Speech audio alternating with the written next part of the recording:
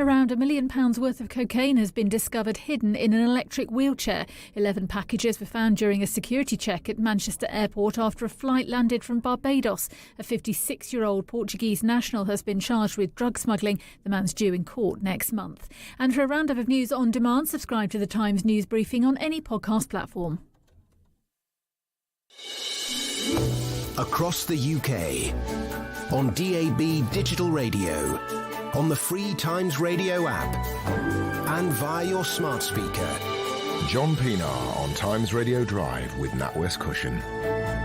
It's really good to have you with us here on Pienaar and Friends, an hour of good conversation in very good company. And just a couple of tips. I don't know how you're listening to us now, just very glad that you are, but you can do it on the smart speaker. And you can, if you've got an Amazon, Google or Apple device, just ask it to play Times Radio if you haven't already done that, and it will do that job for you. If you've got a DAB digital radio or in your car and you haven't used it to listen to us on Times Radio, you can give that a shot. Just retune and you can pick us up. Then you're all set, ready to spend this or any other hour on a weekday, Monday to Thursday, in company with me and my friends on Pienaar and Friends, or on Drive. And our friends this evening, Associate Editor at the New Statesman, Rachel Cunliffe. Hello. Hello to you, Rachel. And Noa Hoffman from The Sun. Lovely to see you, Noa. Hello. No, can I come to you first for your thought for the day? Yes. So I don't know if this is something to do with being in the late 20s, but at the moment, a lot of people are running marathons. And my partner included is doing one on Sunday, the Brighton Marathon. And what it's done to our drinking habits is amazing. Right. Basically, we're drinking so much less because of this marathon training alcohol schedule. or just anything? Alcohol, yeah. No, well, water's obviously increased water intake. But I just thought, I don't know, it's weird, like transitioning from this life phase where weekends are so catered around having heavy drinking sessions on a Friday night, on a Saturday night, going to birthdays or whatever reason it is to celebrate at the pub. But when there's a marathon in the works, you just can't do that because the training schedule is so strict. Yeah. And it's really just changed the entire way I'm able to function in the day. This is all really obvious, but it's hard in sort of your early and mid-20s because there are so many events and opportunities where everyone is drinking. There's obviously a big drinking culture in the UK. But in the late 20s, with all these people suddenly running marathons, alcohol intake really reduces, and it's really wonderful. Do you feel much better for it then? You feel? Yeah. Yeah? So what do you notice about yourself? Well, I'm getting up now at 6 a.m. and doing runs. I'm awake. This is terrifying. Yeah, I know, it is terrifying. I just feel more energized. Right. I know some people will be rolling their eyes and this is really obvious, but it is just a really, really nice maturing phase of life. Mm-hmm. So I'm really glad for the existence and the popularity of marathons. Bit of positive advice there. You can have a Netflix documentary on it if you like. Yeah, why not? Yeah, well, I'm not likely to be troubled by that thought myself at the moment, but I believe you when you tell me that. Rachel, are you anything like a marathon runner? The opposite. I love how Noa is single-handedly taking responsibility for the death of the Great British Pub. Oh, don't say that! With these marathons. No, I know, huge admiration. But if I'm up at 6 a.m, it's more likely because I haven't been to bed yet than anything else. Well, yeah, you got an interesting social life too. I thought 20-year-old or 20-somethings didn't drink anymore anyway. I thought that was out of fashion. So I think it's just the generation. So I think people who are now in their early 20s. So I'm sort of the cusp of millennial and Gen Z, but the much more younger section of Gen Z are very put off drinking. Yeah. And there are sad side effects to that as well. I don't think about sad side effects to not drinking. Yeah, right, I think so. Like, they're missing out on some really wild and crazy memories that will live on with them and potentially traumatize them forever. But it's I'm nice. with you on this. I'm with the pro-drinking party. Oh no, I am pro-drinking, but I'm drinking less, which is nice. Yeah. Rachel. Okay, so you know me, John, and I usually try and do like both sides on this show, but I'm going to come down very, very hard, unequivocally, on the side that we should stay on British summertime all year round. The clocks changed at the weekend. We lost an hour's sleep, which I was very sad about, but it is totally worth it because we have this hour of daylight back in the afternoon and evenings at a time when the vast majority of people are far more likely to be able to benefit from it. And I really do mean benefit in terms of, both physical and mental health than having it in the morning. I've heard all the arguments for why we have to plunge ourselves into endless darkness every October.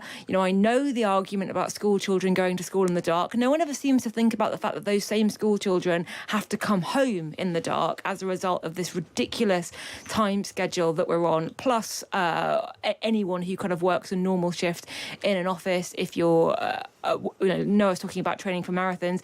If you're a woman, you basically can't go running or exercising after about 4 p.m. in the winter months, unless you've got a private gym or something, because of how dark it is. It is much better for our mental health. And I did once get into a really quite... It got quite vicious debate with Peter Hitchens on Twitter about this. Who, really? Really, on my birthday, as it happened, because that was the day that the clocks changed in October. And he How thinks, does that argument get vicious?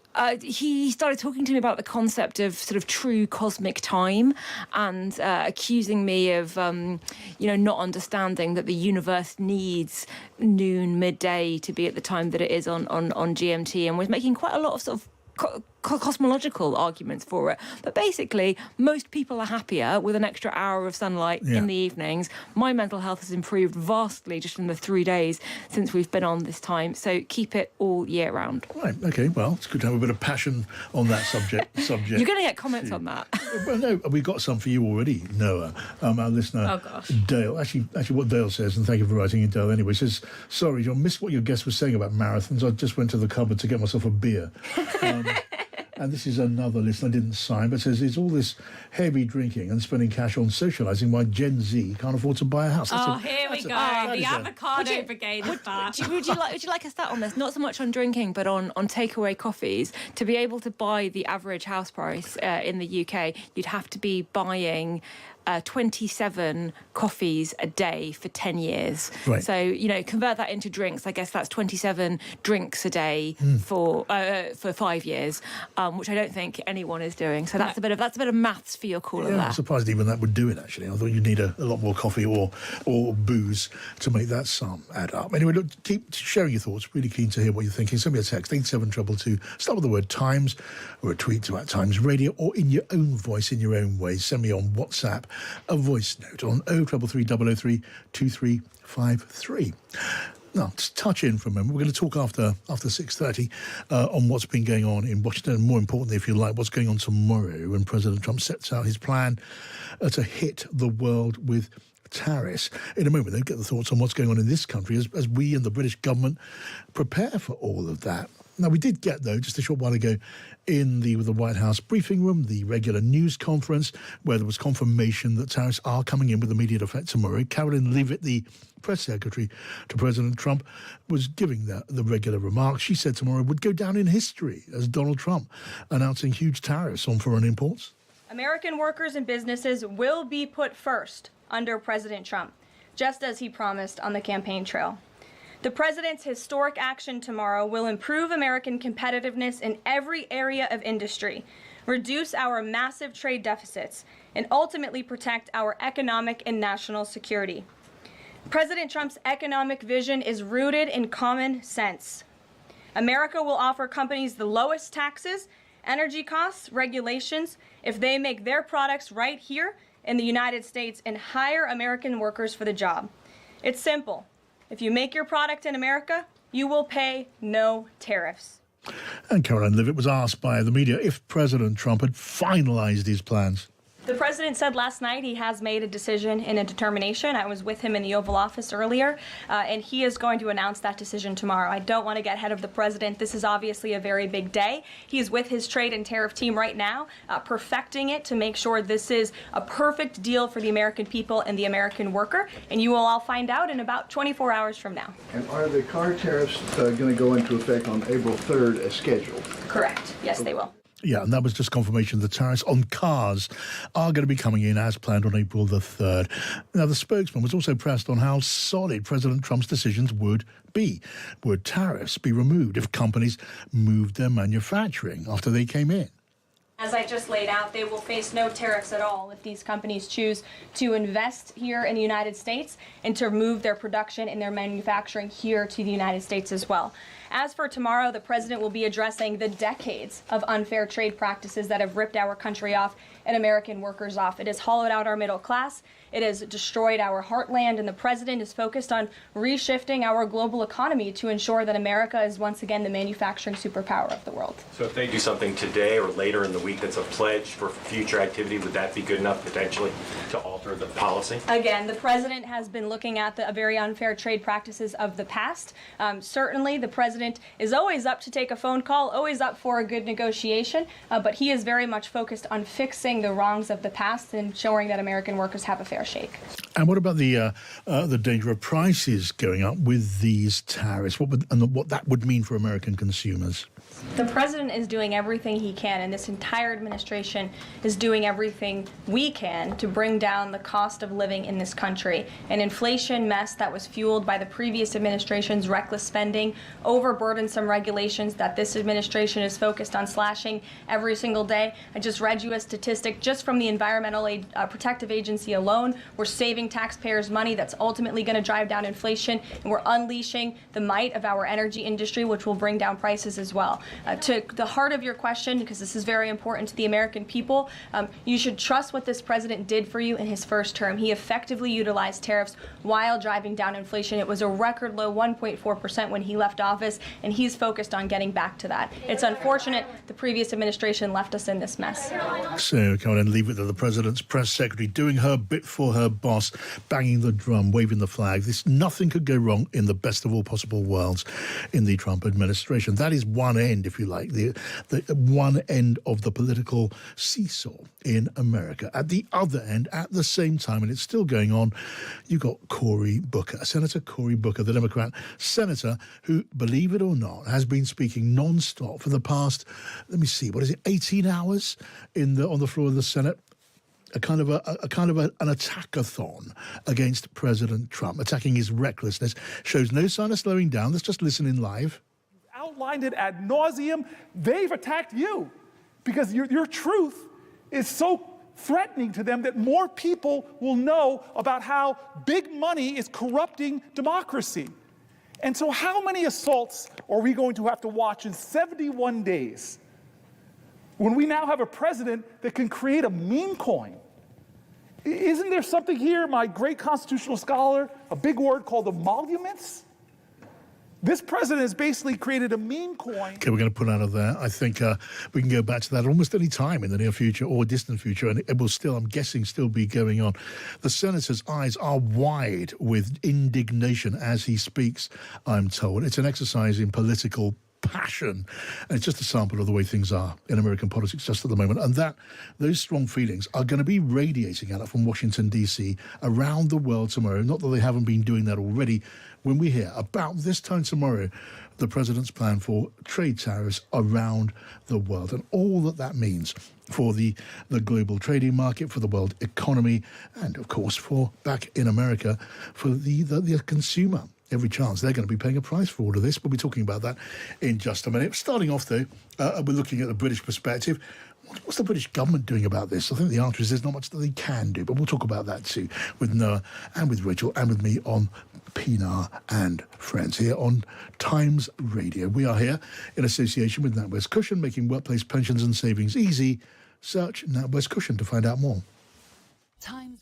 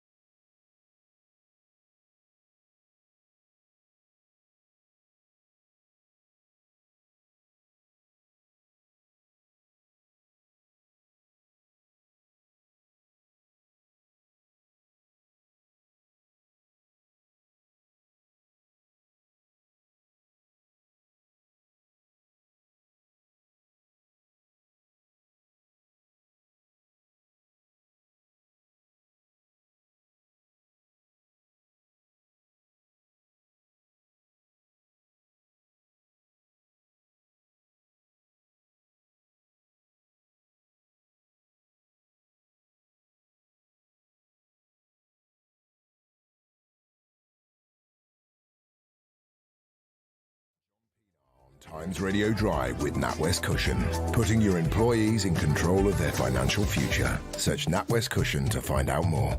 Rachel Cunliffe of the Statesman and Noa Hoffman from the Sun here with me on Pienaar and Friends. Noa telling us earlier on that she's busy training for a marathon, and in the process... I'm not, sorry, my partner is, but I'm...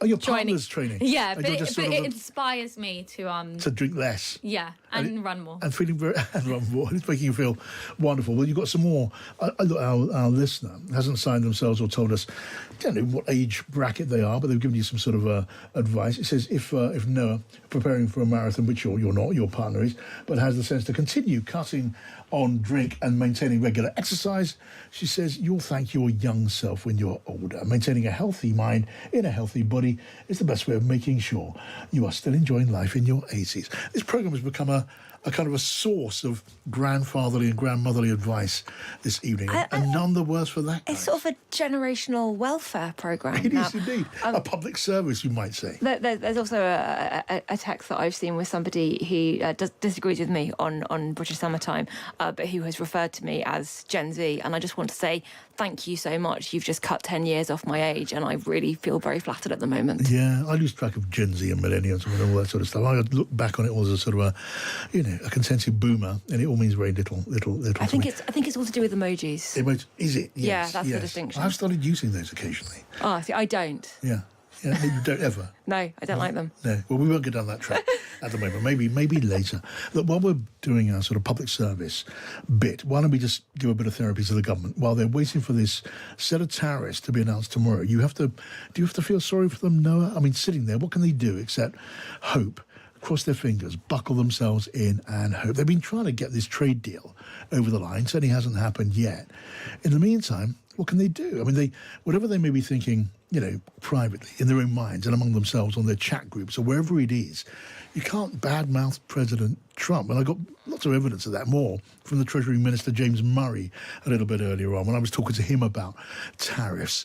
Was he going to say anything that might just risk treading on any presidential or presidential team toes? The answer was no. I asked him if he was in that room earlier on at the briefing in the White House, what question would he put to the press secretary? I think as a politician, I'm more used to people asking me questions than so there you asking are. others. There's your opportunity. It's very hard to put myself in that position. We're focusing on as I say, these intense negotiations because that's in the best interest for the UK. So that's the Treasury Minister bending over backwards not to say the wrong thing. They have to be, or believe they have to be, and maybe they're right, they have to be so careful in discussing the American administration because it's a sensitive group, and Donald Trump is the one with all the cards. Yeah, absolutely. And I think, so if these tariffs go ahead, and they will, when these tariffs go ahead, the Office for Budget Responsibility said during the spring statement and repeated again today in front of the Treasury Select Committee that the £10 billion of fiscal headroom that Rachel Reeves risked swathes of anger among MPs in her own party to achieve by cutting disability benefits and other such measures, that's all going to be wiped out. So when it comes to criticising Trump publicly, it's very easy for people outside of government to say, why aren't you ramping up the rhetoric? Why are you being, a soft touch when it comes to the way that you discuss him? But when you've got something like £10 billion of fiscal headroom on the line, it's not that easy. And you ask, what is Downing Street doing? There is only so much they can do, but we put that exact question to the Prime Minister's spokesman today, twice, and the answer was that negotiations are literally still going on. Are they likely to achieve anything? Probably not, but it's continuing. And I think the logic at the moment among the Prime Minister's advisors is let's not infuriate Donald Trump, because even when World Liberation Day takes place and the tariffs hit, we will continue these negotiations and try and secure some kind of trade deal in the future, even after they've been imposed. Yeah. Well, the government strategy, I think, seems to be keep negotiating, as Noah says, and there's an understanding that Donald Trump wants this big bang Liberation Day. I hope that listeners can hear the quotation marks that we're putting around that phrase. But he wants the tariffs to be sort of on all countries as a blanket, so he can say that he's done this. And then the hope in Downing Street is perhaps behind the scenes there will be a chance to soften them slightly, to have some carve-outs.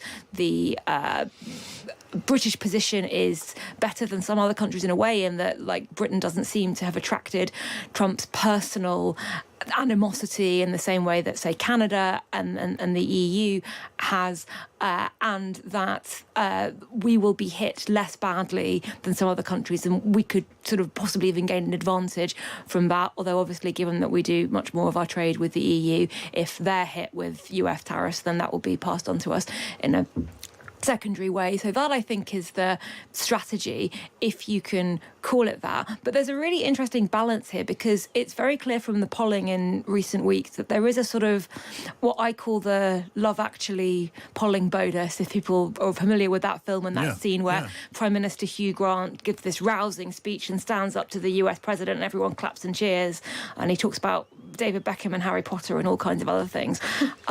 When there's sort of a patriotic element to that, and the Lib Dems have been really leaning into this in their rhetoric about Trump. Ed Davies' questions at PMQs, their comments on how Britain needs to stand up for our own interests in the same way that, again, Canada and other countries are standing up for theirs. And they've had a polling bounce from that. So you've got this situation where the economically rational thing to do is to try and keep things as smooth as possible and hope that you'll get this under-the-radar carve-out after the Big Bang tariffs are announced.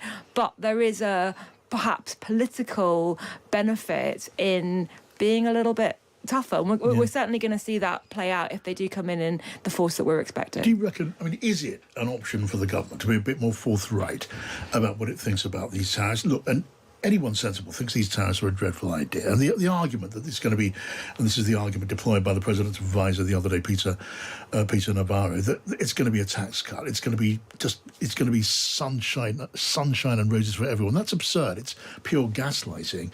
And ministers know that perfectly well. They don't have to go quite that far and just announce it and repudiate those points. Can they not make their points, even without attacking, with a little bit more of a sense of where they do stand, that they're not in any way on the same side as Trump? You can read that in what they say, but just making that a little bit crystal clearer, hanging on to a bit more dignity, if you like, isn't that an option?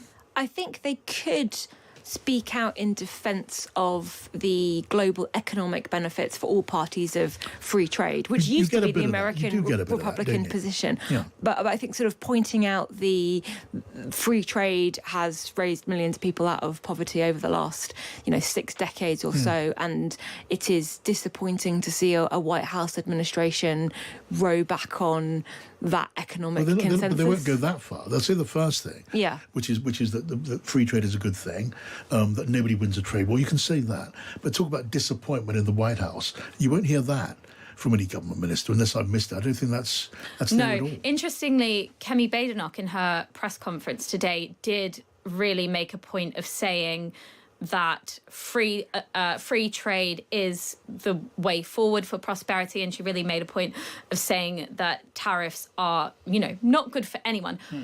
But straight after saying it, and she said it in a way that was much more strong than any minister has said, she sort of rushed to clarify, I'm attacking the policy, not the politician. So she said, I'm attacking the policy of tariffs.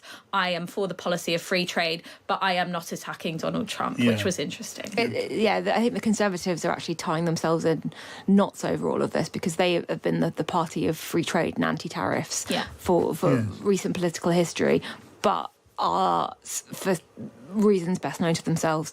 Kemi Badenoch wants to make the most of her close relationship with certain figures in the White House and is therefore less able to capitalise on that argument than you would expect an opposition party to be able to do, which again leaves space for the Liberal Democrats. Yeah, I mean, you certainly won't get that from the Reform Party. I mean, they're not going to be doing that. The field's open for the Liberal Democrats, really, and if you like, maybe the Scottish National Party and other small parties at Westminster. Although, from the government's point of view, I suppose they're not in the business of worrying too much about opinion polls right now. Even with local elections coming up, there's limited scope for the results to bear very heavily on the Labour Party. That's going to be about watching Reform, watching the Conservative Party. Labour aren't contesting that very many seats. We're not going to be talking too much about Labour after May the 1st, Tommy. No, but I do think that there needs to be a backup plan in the government as to what do you do if you don't get this carve-out, or if you do get the carve-out but it's not enough. Should we be focusing... Obviously, the US is a very important trading partner, but should we be focusing on strengthening trading relationships with other trading partners? For example, this big European free trading bloc thing that we used to be part of and that nobody wants to talk about having closer ties with. There is an argument here for resilience, meaning relying on the US as little as possible, in the same way that we're talking about with defence. The US is not a reliable partner to rely on at the moment. But again, we're not having that conversation yet. Well, this treading of the line, it's going to be more difficult after tomorrow, when the impacts become unavoidable on this country. Even if the negotiations go on, the pain will start to become apparent, and then that sort of treading that delicate line becomes a difficult task. This is in from our listener, Philip, in Lakeville, Minnesota. We have a lot of listeners in stateside. Lakeville, Minnesota's Philip is one of them. Thanks for listening, Philip. Thanks for writing in. It's a pretty dark prognosis, but I'll share it. Philip says, there's plenty of historical evidence pointing to where Trump's trade war is going to lead. The Smoot-Hawley Tariffs Act of 1929 turned a major national recession into a global Great Depression. By 31, global trade declined by 60%. Maggie Thatcher said a rising tide lifts all boats, and so she did. Well remembered, Philip. And Philip says the opposite applies, of course, to an ebbing tide. Britain may cut their own deal with Trump, but it will have only marginal effects. There will be runaway inflation, loss of jobs, and moving the thing into a place where I can read it, because this thing moves up and down, and there will be home foreclosures, to continue the gloomy theme, worldwide. Politics will become radicalised, as in the 30s. Amnesia, says Philip, is a sad thing for any individual to face a calamity when it afflicts nations. Hopefully it won't be quite as bad as that. But I just want to throw that into the mix for all of you to share. Tell me what you're thinking. Send me your own thoughts in a tweet or a text or a voice note on 0333 003 2353. Right now it's 6:31 here on Pienaar and Friends. Let's get the news with Laura Cook.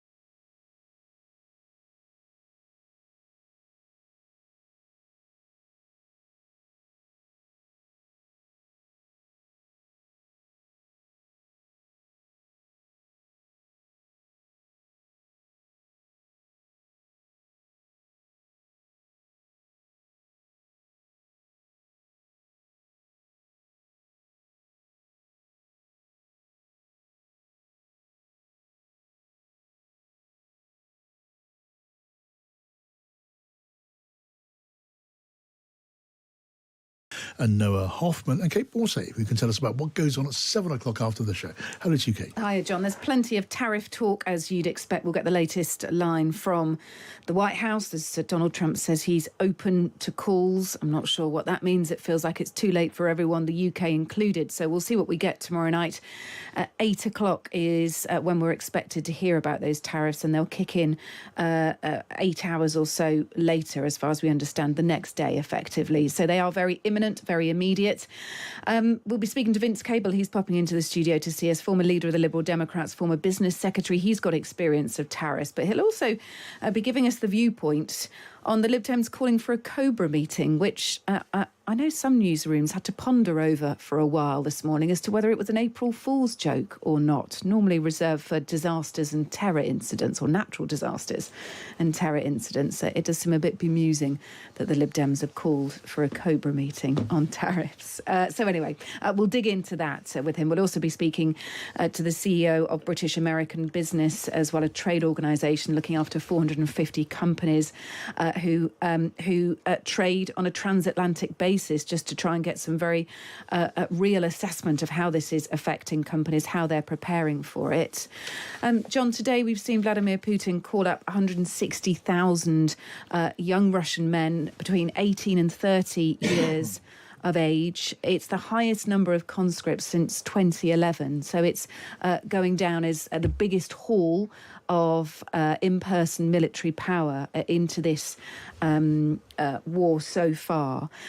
We'll be speaking about that, and that comes as the Times report that Russia won't accept Donald Trump's peace plan while Zelensky is in power. That is their red line, which is going to annoy Donald Trump even further, isn't it? We'll also, with Kirsty Buchanan, take a look on Labour MPs wanting to delay the assisted dying vote. It's due to take place on the 25th of April, but many, it is going to clash with local election campaigning, and many Labour MPs are up in arms. Why should they be split between both? They just want to concentrate on these local election campaigns. They're a huge litmus test for the Labour Party, of course, and this group of MPs have said, let's push it back, let's push back this vote, because there are more than 100 amendments to it as well, the Commons leader Lucy Powell has said. So we know it's going to be long and knotty. That's a really interesting set of stories, Kate. I mean, I had seen earlier on that the Kremlin had said that they were not minded to accept the terms for a ceasefire set down by the Americans. Had not yet seen, until you mentioned it there, that they were saying not while Zelensky's in power. So the first point, that they're not in the business of a deal, is already an act of defiance, if you like, to Donald Trump. To say they're not going to do it while Zelensky is there is very much telling him to take his plan and do what he wants with it, because they're not going to act on it. No. That is directly daring Donald Trump almost to follow through on his threat of taking action. It certainly is. Whilst Donald Trump has appeared to be a little more favourable towards President Zelensky. That's the assessment, by the way, of Mark Bennett, who works across Russia for The Times. That is Russia's red line so far. We haven't heard much, of course, on those ceasefire negotiations over the past 2 or 3 days. This would be the latest line on that. So we'll dig into that as well this evening. All right, Kate, looking forward to that. 7 o'clock with you. Okay, let's now pick up on one or two of those threads. We're going to go back to the small matter, nothing small about it, of tariffs coming about this time tomorrow. But now, let's just pick up on a point there that Kate was making, we touched on earlier on, about Ukraine, and get the thoughts from New York City of Harriet Alexander, freelance journalist. Hello to you, Harriet. Welcome back to the show. Hi, John. Hello. Hi, Harriet. It was lovely to hear your voice. And it is so interesting, isn't it? We're going to go on to tariffs, obviously, a bit later on. But to hear that sort of note of defiance reported in the Times now from the Kremlin, saying not only are they not going to pick up the American terms for a ceasefire, they're not going to do anything until Zelensky has gone. So that is telling Donald Trump, effectively, to take a walk. It is daring him to turn his vague talk of action against Putin into reality. Right. I think it's very safe to say that these discussions, these negotiations are not going as Donald Trump wanted them to. If you remember, he said he would have this solved on day one. And of course, he had that spectacular blowout argument with Zelensky in the Oval Office, seemed to be leaning much more in the pro-Putin camp. But then at the weekend, he said that he was pretty pissed off with Putin because Putin was saying that Zelensky needed to go before there could be any deal. deal. And now the Kremlin is really doubling down on that. So it's really, really not happening. It's not as easy as Donald Trump thought it was going to be. Yeah, if that's what he thought, he was certainly wrong about that. Noah and Rachel. So look, this throws another sort of dimension into the Ukraine story. What will Trump do now? To use his own analogy, the ball's back in his court. And tomorrow, this time, he's having a big news conference on the Rose Garden at the podium. It was meant to be about tariffs. He's going to be asked about this, and we'll see him put to the test on Ukraine inside 24 hours. Yeah, it's going to be a really interesting one. We were talking last week, I think it was, when Russia agreed a partial ceasefire, which, as we discussed, was overwhelmingly in Russia's own interests, how Trump would spin it. And the expectation was he would spin any kind of ceasefire deal as a great win, deal maker, fantastic negotiator, etc., etc. Now Russia has come back demanding more, as many experts predicted that Vladimir Putin would do, because if you have all the cards and it's very obvious that your negotiating partner is handing you everything, why wouldn't you sit back and ask for more? And it's going to be fascinating to see whether Trump attempts to spin this into a win in some fantastical way, or whether Putin has gone too far and he attracts Trump's anger, in which case, what levers might the president pull? We don't know yet. But it's the reaction of, is he annoyed enough at this sort of public failure, public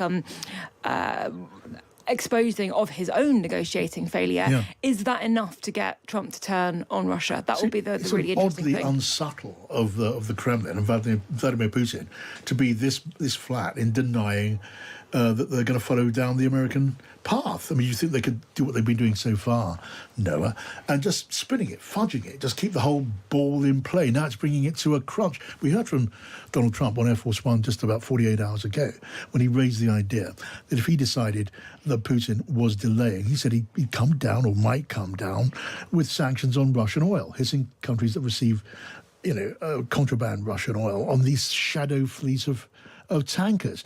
If that's what happens, that would be a massive blow to Russia. And you didn't get the impression Trump was in any hurry to do that. Now maybe his hand is being forced. So Trump has warned time and again, obviously, that Putin will stall. And now this red line he's drawn up is one that is obviously not surmountable from Ukraine's perspective.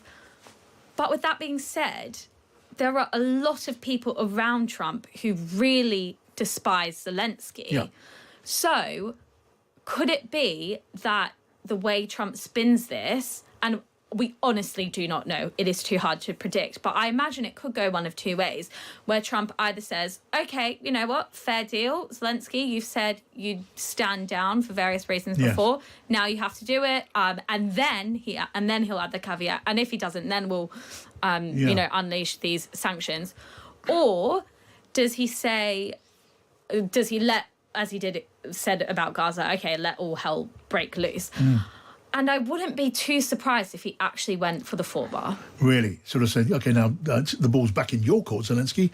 Have your election. I'm just thinking his number 2, J.D. Vance, really does not like Zelensky. That is clear. Upsetting as that may be. It's personal animosity. It's personal animosity.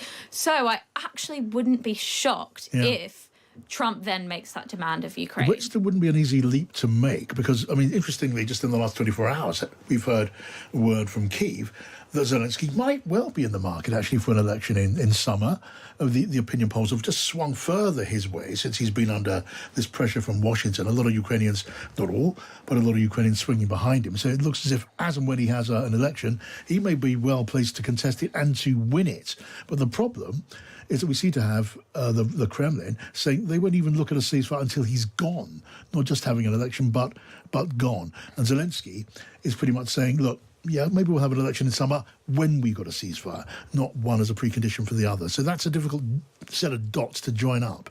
I thought it was interesting when I was in Kiev around a month ago. I was very surprised by just how many people actually weren't too taken by Zelensky. A lot of people thought he'd handled the war wrong. But one the consensus that united everyone, whether they were pro or anti-Zelensky, was that they will not be bullied by America or by Russia. And so I think you'll see a lot of people who, even if politically they don't agree with Zelensky's strategy, will rally behind him because they think this is a completely unacceptable demand. All right. OK, we've got more to talk about in the time that we've got. Harriet Alexander still with us from New York City. And I just want to mention this. Look, how do you listen to us? Look, if you're listening to us now, you know how to listen to us. But you know, when you go forward in the car, you can do it there. If you've got a DAB radio in your car, search for Times Radio. If you can't find it, you might need to rescan your radio. It is not difficult, doesn't take very long, and it usually works. And there are instructions for you if you need them on the Times Radio website. We're going to be talking in a minute more about tariffs. We've got this in from YouTube. Our listener, Cloud Strife, says, I wish Europe and Canada and Mexico create a trading bloc to fight back. And this is in from another, from Tio, who just says, hello from Australia. We are a very cosmopolitan bunch on the Times Radio Pienaar and Friends family, aren't we? More coming up in just a minute with Harriet, with Rachel and with Noah on Pienaar and Friends in association with NatWest Cushion, putting your employees in control of their financial future. Search NatWest Cushion to find out more. The money.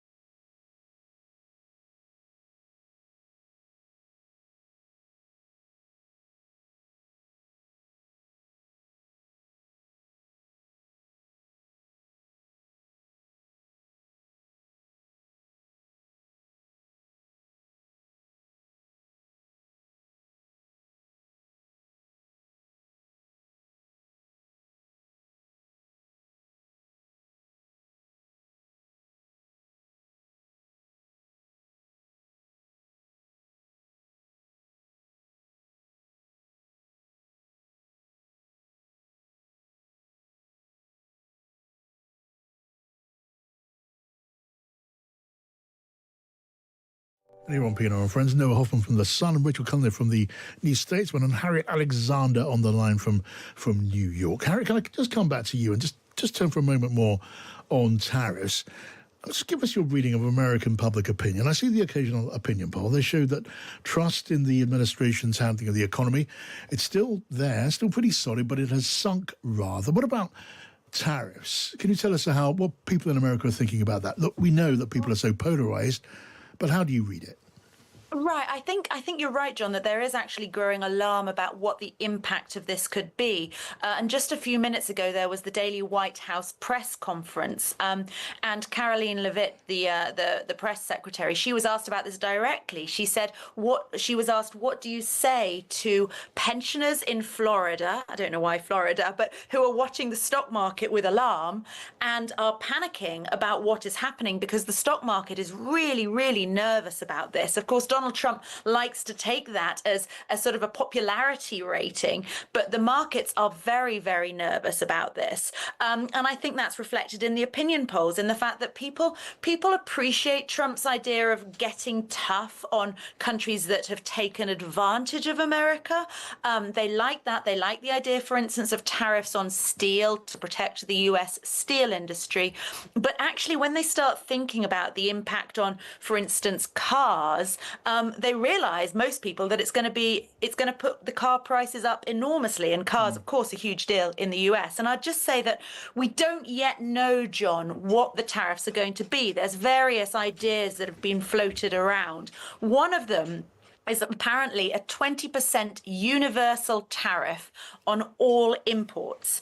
And Moody's have assessed this, and they found that that would wipe out 5.5 million US jobs and increase the unemployment rate to 7%. So when people start seeing data like that, they're really quite nervous about what's going to happen tomorrow.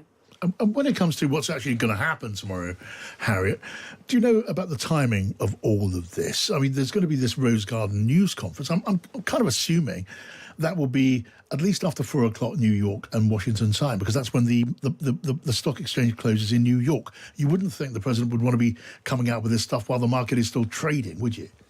Right, exactly. So the conference is at 4 p.m. tomorrow, right, Eastern time, in the Rose Garden. I think, as you say, that time was not accidental.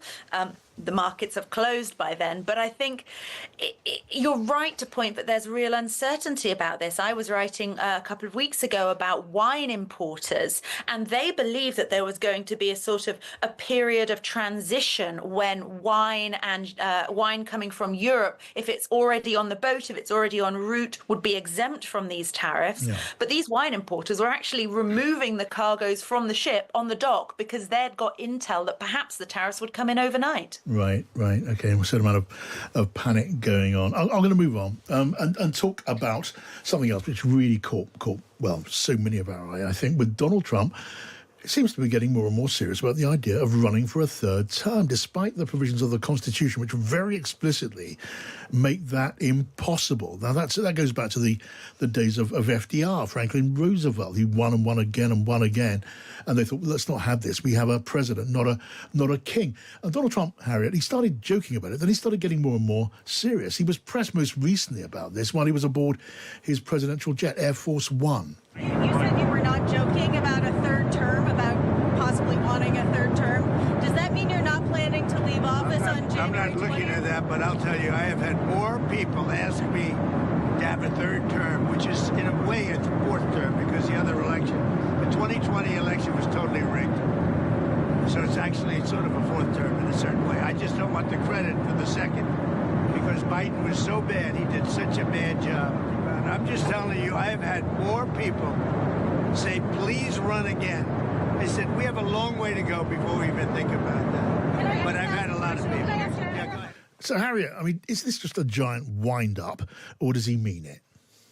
It's always hard to tell, isn't it, John, with Trump, whether he actually means what he's saying. But he does keep on coming back to this idea. Now, the press secretary, she said that it's because we are all obsessed by it.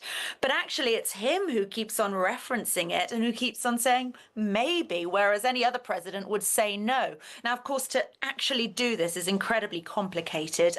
It can be done, but you would need to have 2/3 of both the House of Representatives and the Senate. Which he doesn't have, yeah, which is never going to happen. Yeah. And Mike Johnson, the Speaker of the House, was asked about it earlier this morning, and he said he thinks it's very unlikely indeed. Yeah, what's your guess on this, guys, Rachel? Well, firstly, I've been saying that this was what he would try to do since I think 2019, when I was saying that, and I wasn't alone here. Like this is I don't want to say I'm massively prescient here, that if Donald Trump won a second term in 2020, he would go for a third, and that's obviously this is entirely predictable by anyone who has followed the kind of ripping up of norms since Trump stormed onto the US political scene.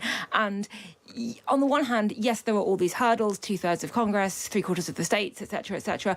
On the other hand, he's got the Supreme Court, a massive majority, a personal majority, that have made a number of really quite interesting rulings, including that nothing he did while in office could possibly be considered illegal because the act of being president somehow gives him immunity from, breaking the law.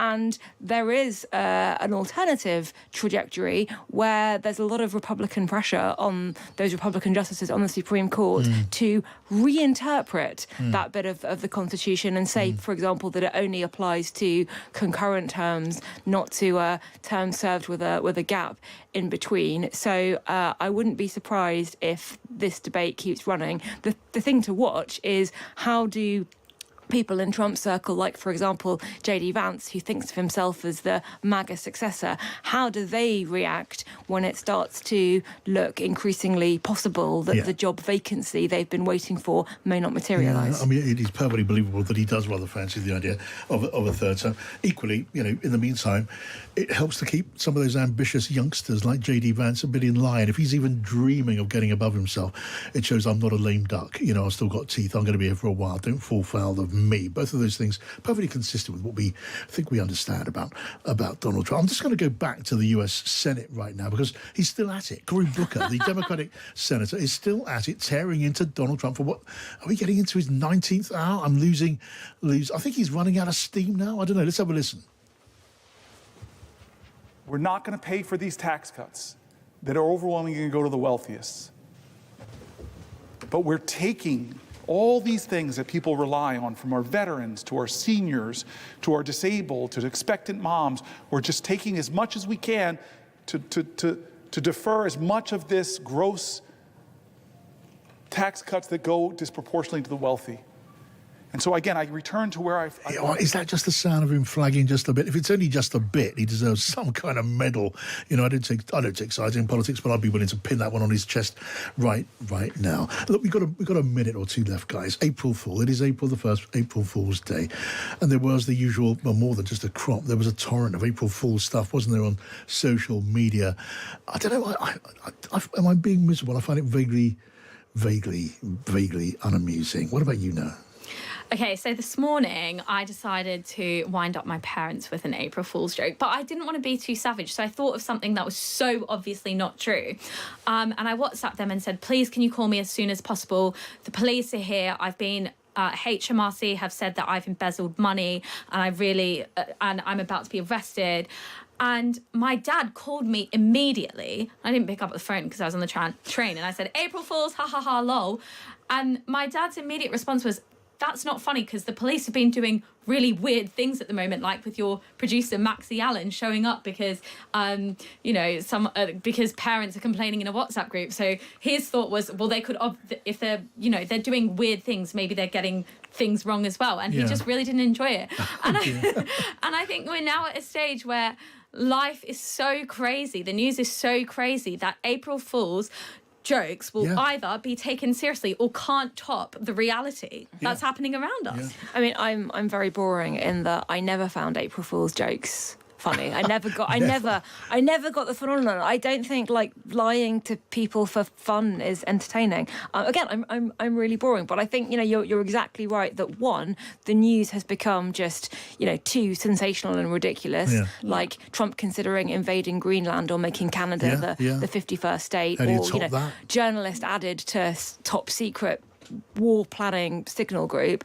But two, the other thing that has changed is if you want examples of gullible people believing stories that are too out there to possibly be true, you've got Twitter. Like, that happens every day of the year, not just on the 1st of April. And it's not funny. And one of the things that we've learned is that once one of these hoaxes gets out into the wild, it's very difficult to, even if the people involved in starting it go, no, we made that up, it's very difficult to undo the damage. I mean, the whole QAnon conspiracy theory was a hoax that started on a message board, and look where that's ended up. Yeah, I mean, and well, look, it's one of those out there conspiracy theory groups in the USA. The one that believes that the government is run by pizza-eating paedophiles. And when you first hear that, you think, look, no one.